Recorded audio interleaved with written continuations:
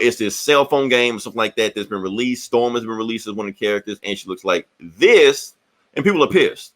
I guess you can guess why people are getting pissed, because apparently people are realizing Storm has blue eyes. Storm has thin lips. Storm has a nose. She doesn't look like Storm. She looks like Charlize Theron. And just like they just paint it in blackface and just put it in Storm. So it's like, what the fuck is going on here? Oh, Jesus. So people are pissed. But they actually went back in the game and claimed they fixed it. So they made her lips a little bit thicker, eyes brown, GTL, nose wider. Jim Tan and laundry. Right. So they said they fixed it. That's the thing. So people are getting pissed about this. They saying, because they always whitewashing characters and blackwashing characters. Here's the thing, Eli. Honestly, I've been wanting to talk about this on the podcast since we started the podcast about what they've been doing to Storm, because this is not a new thing. This is a thing that has been going on with Storm since they made Storm.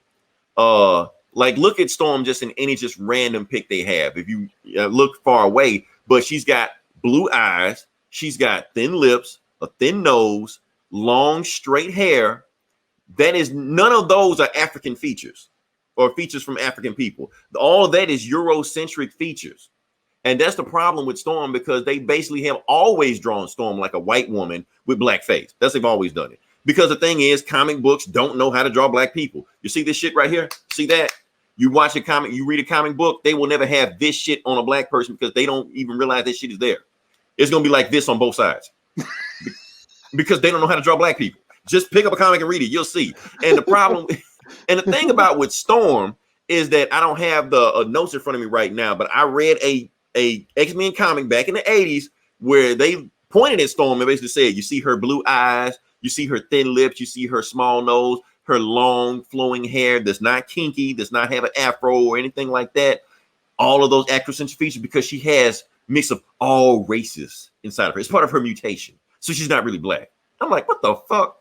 She's Puerto Rican. It's J-Lo. She's everything, And it's this shit we get on with X-Men, Eli. We also talk about, everybody keeps saying how X-Men always been woke back in the 80s, how they represent civil rights, and they represent all stuff like that. But Chris Claremont he wrote all this shit back in the 80s. He can write some bullshit when he wants to.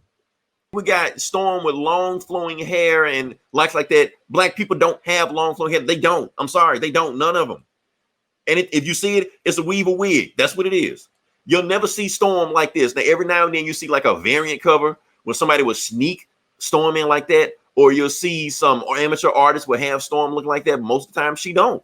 She's going to have just Eurocentric features, look like a white woman, just painted black. And that's the problem, that a lot of artists just don't know how to draw black people. When Tony Hawk dies, they're called Tony Hawk. Yeah.